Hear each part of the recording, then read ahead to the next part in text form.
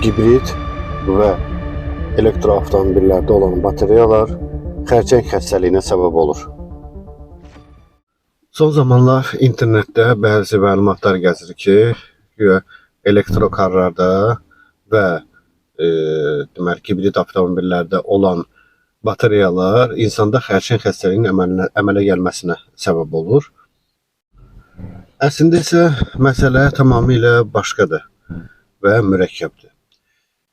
Deməli, elektrik və hibrid avtomobillərdə olan batareyaların tərkibində olan litium əslində qalsa insanda heç bir yəni xəstəlik əmələ gətirmir. Nəinki xərçəng xəstəliyi.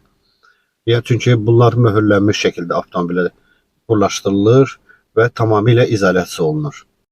Bu nə zaman olar? Sadə dildə deyim sizə. Yəni ki, tutaq ki, hər hansı bir hibrid avtomobili yanırsa, onun batareyaları yanırsa və siz yanğın zamanı həmin batareyaların yanında, o tüstünün yanında dayanmısınızsa, tüstü nəfəsinizə daxil olarkən bəli, bu risk yarana bilər. O da yəni bir neçə dəfə ardıcıl olaraq əgər siz litium yanan zaman o tüstünün ətrafında olsanız, bəli, bu təhlükə sizdə yarana bilər.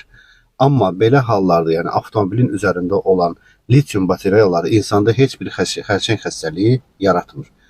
Deməli, belə iddialara inanmayın. Tamamilə yanlışdır. Çünki Beynəlxalq Xərçəng Araşdırmaları Agentliyi bunu tamamilə inkar etdi. Çünki onlar müəyyən tədqiqatlar apardıqdan sonra belə qərara gəldilər ki, litiumun tərkibində olan karbonat insan bədəninə yalnız yanğın zamanı, yəni onun tüstünü udduğunuz zamanı müəyyən bir risk yarada bilər.